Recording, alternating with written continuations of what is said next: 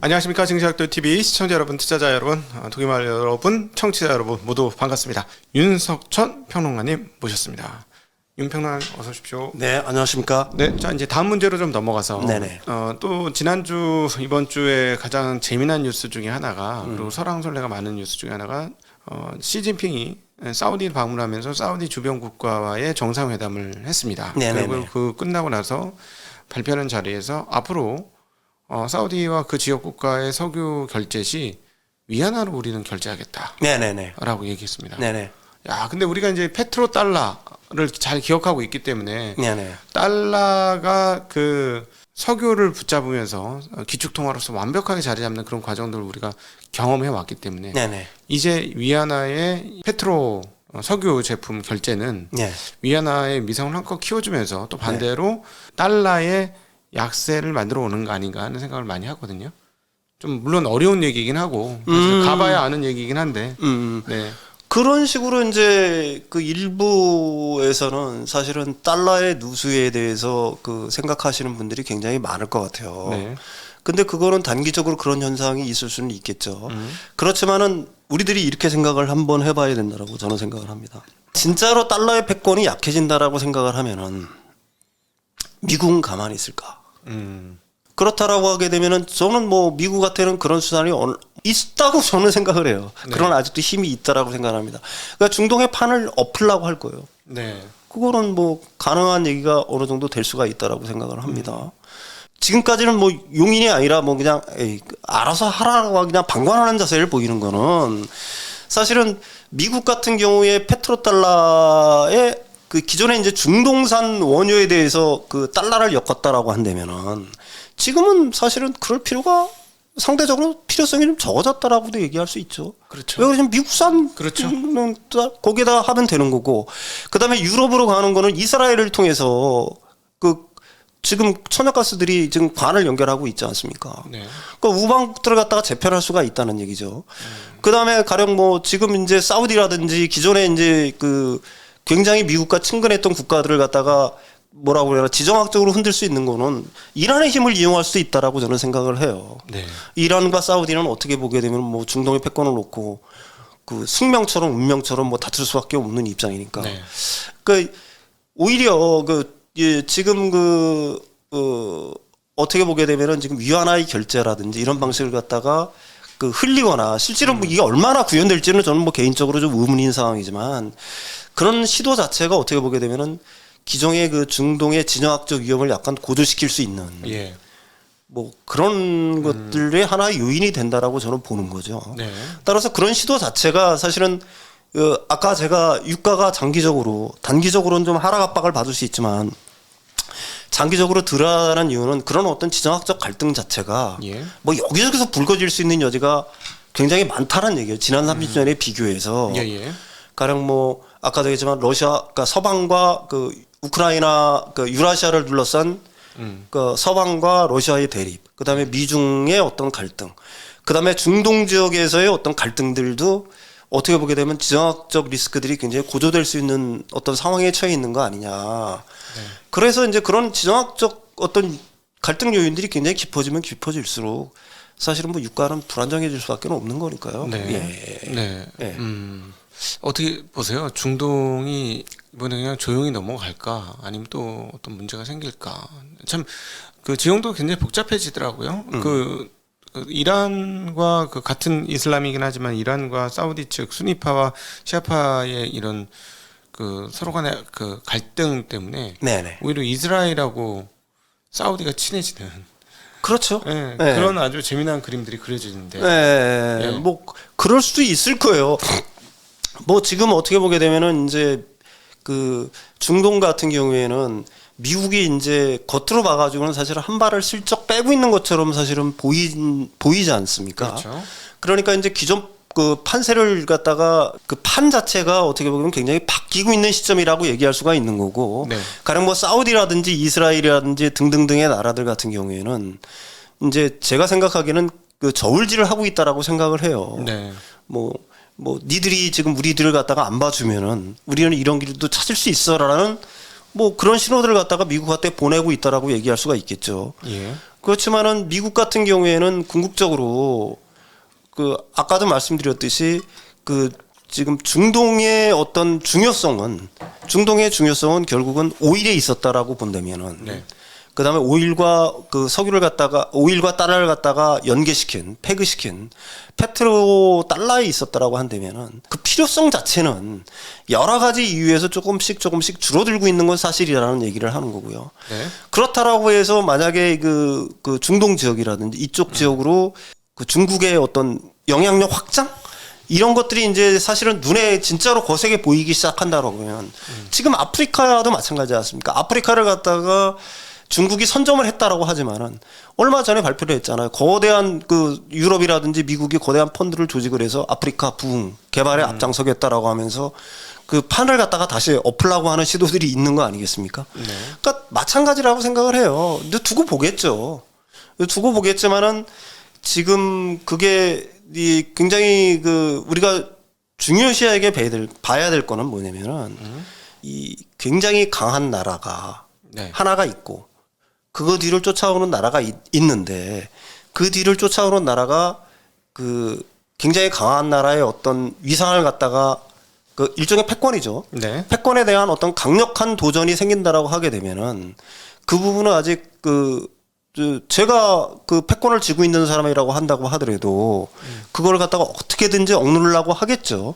그리고 그 수단은 중동 지역도 역시 마찬가지로 미국은 역시 그 패를 갖고 있다라고 저는 아직까지도 생각을 합니다. 네. 그 이번에 이제 몇몇 분들이 막 얘기하는 것처럼 이제 달러가 큰일 났다, 달러 끝났다. 이제 그 위안화 결제가 시작되는 이제 달러는 죽었다. 네. 그게 시작된 거다. 뭐 이렇게 이야기하기는 좀 과하다는 얘기죠. 아이, 타임지죠. 우리가 근 한 10년 됐네요. 달러가 거의 돌아가셨다라고 헤드라인을 뽑아가지고 그 당시부터도 그랬어요. 사실은 저도 제가 한 10년 전만 해도 달러의 그 위상에 굉장히 많은 흠집이 갈 거라고 생각을 했고 그 해서는 뭐 그런 식의 전망을 했지만은 이제 제가 얼마 전에도 얘기를 했지만 우리가 살아있는 우리 그 다음 세대까지도 과연 그 달러의 위상의 어떤 하락을 갖다가 쉽게 점칠 수 있느냐 하는 거는 의문의 여지가 있고요. 네. 이제 중요한 거는 그거죠. 그 아까 그 지난 시간에도 말했지만은 미국의 이런 자신감 이런 것들이 너무 지나쳐서 그게 사실은 수많은 나라들의 어떤 반감을 살 때 그때는 사실은 달러 패권의 어떤 추락 네. 뭐 이런 것들도 얼마든지 가능할 거라고 뭐 보지만 그런 일이 과연 일어날 거냐라는 거는 의문의 여지가 있습니다. 예. 네. 네. 네. 자, 그러면 이제 달러와 이제 중국, 그다음 중국 위안 그리고 페트로 위안이 형성될 수 있는지 여기를 한번 알아봤고요. 자, 그럼 이제 조금 가볍은 얘기를 좀 드려보도록 하겠습니다. 이번에 FOMC 회의 어떻게 보셨을까요? 뭐 전혀 뭐 생각했던 대로다. 예, 예, 뭐 예. 저는 그렇게 또 표현을 하고 싶어요. 미국은 아까도 말씀드렸듯이만 미국의 중앙은행 연준은 인플레를 잡고 싶지만 네. 잡으려고 하는 도구도 갖고 싶지만 그거를 마음대로 휘둘 수 없는 여러 가지 제약 요건들이 있는 거고. 그래서 왜 시장이 예상한 바, 그다음에 우리들이 충분히 예상한 바대로 50bp 정도 올렸다라고 보는 거고요. 뭐 다음에도 저는 뭐 우리들이 생각했던 어떤 것과 크게 차이는 없을 거라고 저는 개인적으로 생각을 합니다. 최종 금리를 어느 정도까지 보고 계실까요? 저는 제가 생각하기에는 지금 한 5%가 거의 적정한 수준이라고 생각을 해요. 네. 네. 우리들이 보통 이제 그 오버슈팅이라고 보통 표현을 하지 않습니까? 네. 연준의 오버슈팅이 침체를 만들었다라고 보통 많은 사람들이 생각을 하는데 연준은 오버슈팅을 안 하려고 애를 쓰는 거예요. 네네. 그러니까요. 최선을 다해서 오버슈팅을 안 하려고 애를 쓰는 겁니다. 금리를 그러니까 최소한 덜 올리고 싶어하는 거죠. 네, 이번에 스텝다운한 거 그게 사실은 속내란 얘기예요. 네. 어떻게 하면 좀 덜 올리고 경제를 갖다가 연착륙 시킬 수 있을까 하는 게 사실은 그 연준이 안고 있는 속내라고 얘기하죠. 중앙은행가들은 다 그렇게 생각을 하고 있죠. 왜 그러냐면은 그 고금리의 그 부담이 얼마나 그 강한지를 갖다가 너무나 잘 알고 있기 때문에 그러고 싶어 하는 거예요. 네. 그 우리들이 보통 시장에 있는 사람들은 연준의 오버슈팅이 침체를 만든다라고 보지만은 제가 생각하기에는 연준은 가능하면 오버슈팅을 안 하려고 하는 겁니다. 네. 그래서 그 정도 선에서 이제 그 거의 끝날 거라고 보는 게 합리적이 아닌가 이렇게 생각을 해요. 예. 그러면은 그럼에도 불구하고 5%가 정말 말씀하셨던 대로 2007년도 이래로 가장 네. 높은 금리 수준인데 네. 앞서 말씀하셨다시피 부채가 많은 이 시대에 네. 그 5%를 과연 우리가 견딜 수 있을까? 그런 생각이 드는데요. 못 견디죠. 그게 견딜 수가 없는 겁니다. 그럼 못 견디면 앞서 그 코너에서 말씀을 하셨던 것처럼 그냥 침체가 그냥 자명하다. 그 침체가 오는 거죠. 그러니까 침체가 오는 거는 아까도 말씀드렸지 우리들이 그 강한 침체를 갖다가 보통 생각해 볼 필요가 있어요. 그 1998년이죠. 롱텀 캐피탈 매니지먼트가 망했죠. 파산했죠. 네. 그다음에 2001년 뭐가 무슨 사태가 있었죠? 이제 1년이요? 네. 네. 9.11 테러? 9.11 테러 있었죠. 네. 그다음에 2008년 리만 브라더스 파산이 있었죠. 네. 2020년은 뭐 단기적으로 코로나 바이러스가 있었습니다. 우리들이 이런 고금리가 눌린 어떤 경제 시스템의 파열은 분명히 어딘가는 불가피하다는 거예요. 그게 굉장히 유의미한 우리들이 그거는 누구도 모르기 때문에 위험하다고 하는 겁니다. 우리가 리스크라고 하는 거를 굉장히 이렇게 표면적으로 보게 되면 우리들이 어느 정도 예견하고 있는 리스크들, 가령 뭐 연준이 금리를 갖다가 어느 정도 올릴 거다라고 하는 것들은 이미 알려진 리스크라는 얘기예요. 예. 그래서 사실은 그런 것들은 그렇게 크게 그 시스템 자체에 그렇게 어떤 붕괴라든지 뭐 이런 걸로 시장의 폭락으로 절대로 연결되지는 않아요. 그러니까 이 시장의 폭락을 갖다가 항상 만드는 거는 아까도 말씀드렸듯이 우리들이 전혀 생각하지 못했던 그냥 그 어떤 사람들은 회색 코뿔소라고 하죠. 알고는 있지만은 어렴풋이 알고는 있지만 정확하게 뭔지는 모르는 것들. 네. 이런 것들이 어떻게 보게 되면은 돌발적인 사건으로 이벤트로 벌어졌을 때 사실은 시장은 그냥 와장창 하는 겁니다. 시장이 와장창 하면서 말 그대로 침체가 오는 거예요. 강한 침체가 오는 거고. 그러면서 사실은 모든 게 리셋이 돼버리는 겁니다. 그 인플레이션이 그러면서 잡히는 거예요. 네네. 지금까지 역사적 경험을 보면은 인플레이션은 잡는 게 아니라 잡히는 거다. 네. 뭐 이렇게 표현할 수가 있겠죠. 예. 만약에 그러면 지금 연준이 그거를 조금 염려해서 네. 침체를 안 오고 그들이 말하는 것처럼 소프트 랜딩을 하기를 원해서 네. 금리를 뭐 저 2월 달에 한번 근소하게 한 25p 정도 올리고 예. 만약에 안 올리는 상태를 한번 좀 유지하면서 시장을 지켜본다면 어떻게 될까요? 그런 행동들이 침체를 좀 막을 수 있을까요? 침체를 갖다가 연기시킬 수는 있겠죠. 그렇지만 인플레이션을 폭발시켜요. 아, 4.75 정도까지만 금리를 올린다고 해도? 그게 왜 그러냐면은 우리들이 그 2004년에서 2006년, 7년까지의 경험을 놓고 보면 알아요. 계속해서 금리를 올리니까 인플레이션이 좀 주춤주춤했거든요. 네.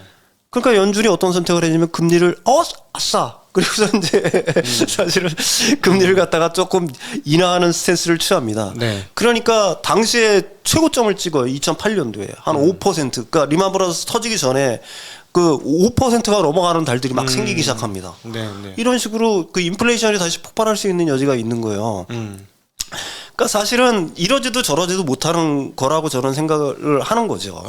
아까도 말씀드렸듯이 연준은 지금 제가 알고 있는 거는 연준에 갖고 있는 데이터에 뭐 제가 뭐 100만 분의 1, 1000만 분의 1이나 갖고 있겠어요. 네. 그분들 같은 경우에는 그 자신들이 뭐 데이터에 의존해서 통화 정책을 펴갔다고 하는 분들이만큼 그런 어떤 정교한 데이터들이라든지 이런 것들은 얼마든지 갖고 있을 거라고 저는 생각을 해요. 네. 그래서 설사 그렇게 금리를 갖다가 지금 뭐 한 4.75%까지 올렸다가 뭐 25bp 이렇게 내린다. 그 연착륙을 위해서. 올린다. 그러니까 느리게 올린다. 더 느리게. 더 느리게.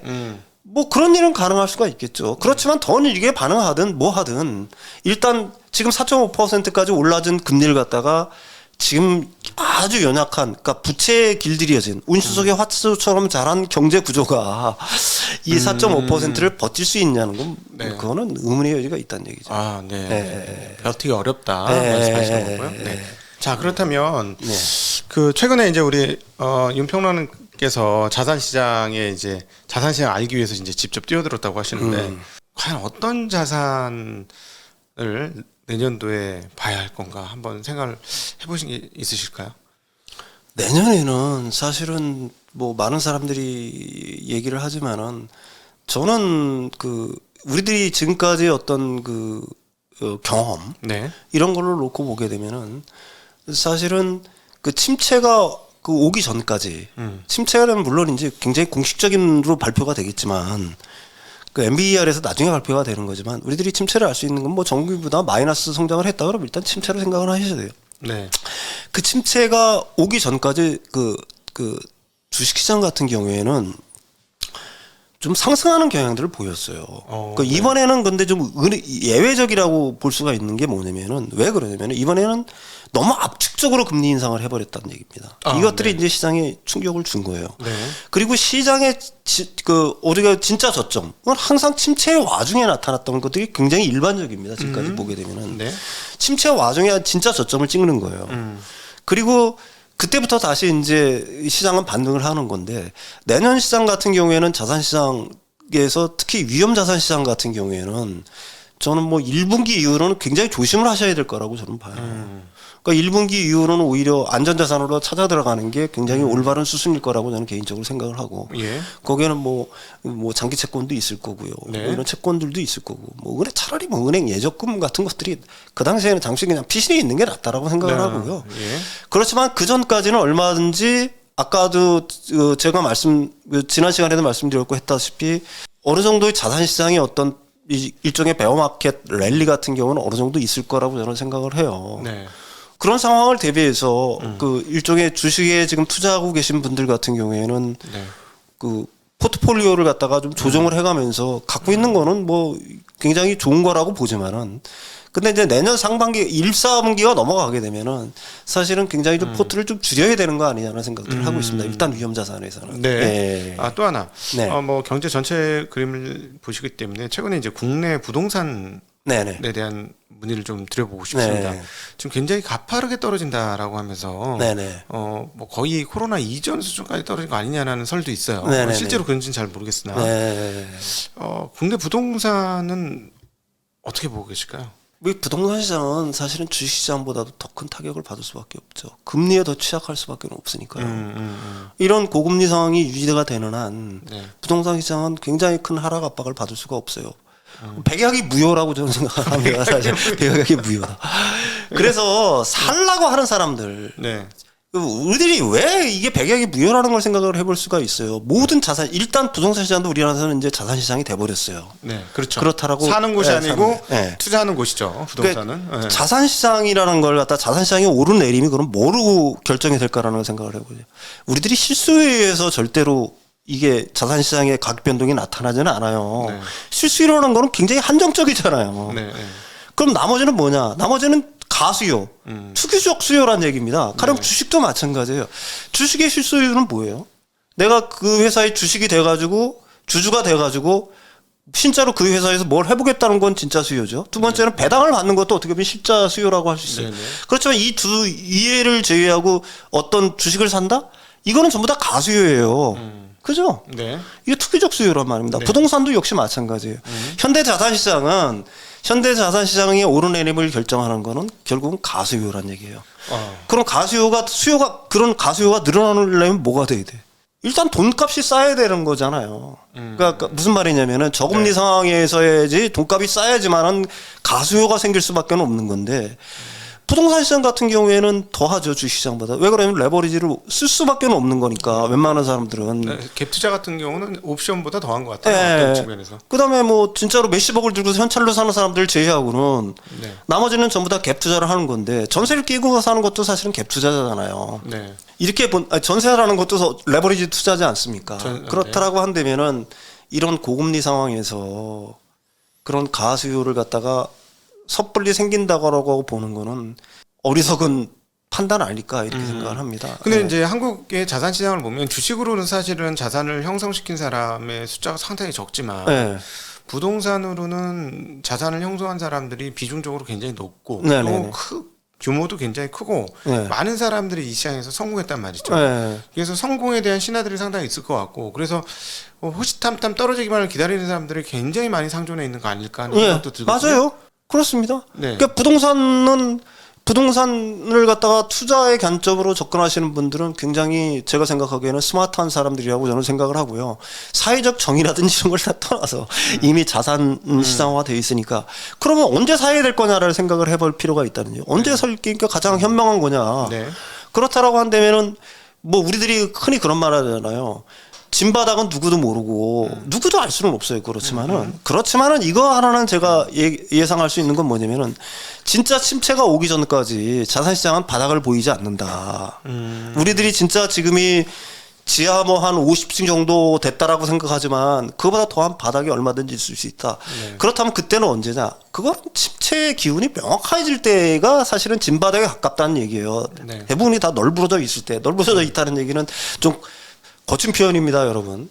그 얘기는 뭐냐면은 실업이 들고 기업들이 여기저기서 도산을 하고 그렇죠. 그다음에 진짜로 못 살겠다는 아우성 소리가 여기저기서 날리고 이런 소리들이 막 주변에서 진짜 여기저기서 들리기 시작할 때 이때가 사실은 자산들 그게 부동산이 됐든지 주식이 됐든지를 갖다가 줍줍할 수 있는 사실은 그런 기회가 되는 거지. 근데 지금 사실 다주택자들을 옥죄고 있었던 규제들이 네. 상당히 많이 풀리고 있고 네. 그 종부세와 관련된 세금 문제도 네. 상당히 굉장히 저희 입장 주식하는 입장에서 보면 굉장히 친화적으로 네네네. 보유자 친화적으로 이제 부동산 쪽에 세제가 막 바뀌기 시작하고 네. 있는데 그러면은 이거는 사인을 준 거 아닙니까? 정부에서 호재죠. 네, 호재지 않습니까? 네, 빚내서 집 사라. 이 네. 얘기예요. 근데 네. 빚내서 집 사라라는 여기서 옛날에 최경환이가 그런 얘기했어요. 왜 빚내서 집 사라고 했을까요? 집값이 낮으니까 경기가 나빠지니까. 그다음에 빚을 낼 수 있는 사람들은 저금리니까 빚내서 집 사라는 얘기가 통했어요. 근데 예. 지금도 똑같이 빚내서 집 사라라고 하는 겁니다.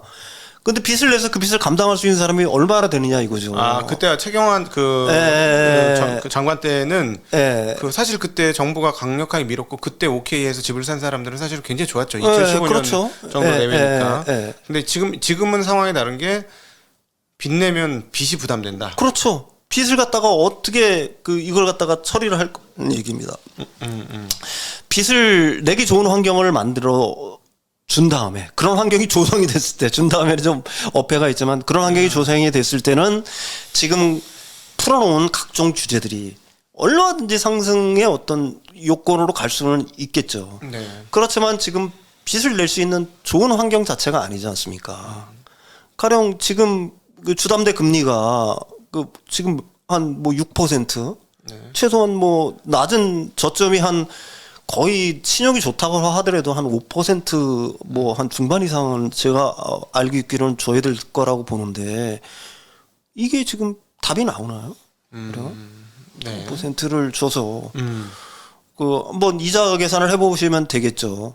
가령 뭐 한 4억 정도를 5% 금리로 빌린다라고 하게 되면 그냥 5% 금리라고 빌린다고 하게 되면은 1년이면 2천만 원 2천만 아닙니까? 원이죠. 2천만 네. 원이죠. 그러면은 지금부터 이 부동산 사이클이라는 게 보통 있으니까 한꺼번에 확 다시 또 저금리가 된다 그래서 불타오르지는 않을 테니까 이걸 깨어날 때까지 이 기간을 갖다가 한 4, 5년은 봐야 되지 않겠어요? 최저로 본다고 하더라도. 네. 그러면은 이자만 1억이라는 얘기죠. 1억이라는 얘기입니다. 이자만 1억이라는 얘기고 어떻게 보게 되면은 원금 상하이라든지 이런 것까지 생각을 하게 되면은 5년 동안에 상당히 많은 고통을 감내를 해야지만 네. 그 이후에 이제 어느 정도 보상이 된다는 얘기인데. 어떤 분들은 이렇게 얘기하는데 예. 아니 그거 어쨌든 실수요자가 사는 게 아니고 네. 다주택자가 투기적인 수요로 사는 거니 네. 실제로 상관없고 최근에도 집값 오를 때 워낙 대출이 안 나와서 현금으로 사는 경우가 많다. 뭐 이렇게도 보시는 경우가 있던데 말이죠. 다주택자들이 물론 뭐 다주택자들이 사는 거예요. 뭐 젊은 사람들도 다주택자들이 사는 거지만 다주택자들 가운데서 진짜 현금 여력이 있고 지금 어떻게 보면 현금 동원 능력이 되는 사람들이 과연 얼마나 될까라는 걸 갖다가 생각해 볼 필요가 있다는 얘기죠. 네네. 그러면 사실은 네. 우리나라 얼마 전에 MBC PD 수첩에도 나왔지만 사실은 집을 4채 가지고 있는 사람 다주택자죠.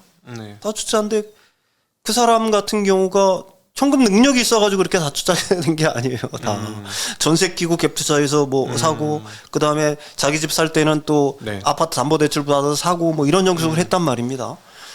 이런 사람들이 더 이상 빚을 낼 수는 없는 거죠. 네. 왜 그러냐면은 지금 다주택자들에 대한 어떤 이런 것들을 갖다 풀어준다라고 이 얘기를 하고 실제로 그런 제도들이 시행이 되고 있지만 대원칙 하나가 있어요. DSR을 갖다 풀어주질 않잖아요. 네. 그러니까 DSR이 50%로 최대 50%로 막혀 있는 거지 않습니까? 예, 예. 그러니까 기존에 주택담보대출이 있는 사람들이 다시 또 주담대를 받는 거는 굉장히 어려운 상황이란 얘기죠. 자기 소득이 갖다가 획기적으로 늘어나지 않는 이상. 네. 근데 일반 그 사람들 중에 특히 주택시장이 이게 차고 올라가려고 하는 모든 시장이 다 마찬가지예요. 참여자가 일단 늘어나야 되잖아요. 네. 몇 사람에서 앞에서 이제 스마트머니들이 선점을 할 수는 있다라고 생각을 합니다. 가령 조금 더 지난 시점에 선점을 하려고 하는 사람들이 있겠죠. 그렇지만 그 사람들도 그 자신들의 리스크를 갖다 최소화하기 위해서 네. 가능하면 지금보다 더 저점에서 잡으려고 할 거고요. 지금 막 여기저기서 던지는 시점은 아니잖아요. 그 던지는 시점이 와야 된다는 아직 얘기죠. 던지는 시점 아닙니까? 가격이 아직까지 던지는 시점 아니죠. 이렇게 가격이 떨어졌는데. 네, 이렇게 가격이 떨어졌다 그러고 가격이 뭐 떨어졌지만 여기저기서 던지고가지고 막 아우성인 상황은 제가 생각하기에는 아직은 아닌 것 같고요. 이게 던지는 신호들이 막 여기저기서 나타나고. 네.